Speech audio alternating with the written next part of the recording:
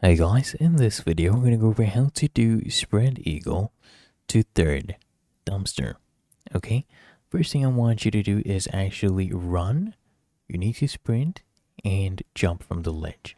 As you can see, this is the dumpster right here. And while you're in the air, I want you to hold this on your controller.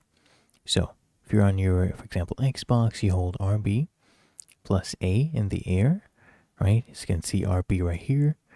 And then A. You hold this in the air and you aim for the third dumpster while you have jumped. Okay?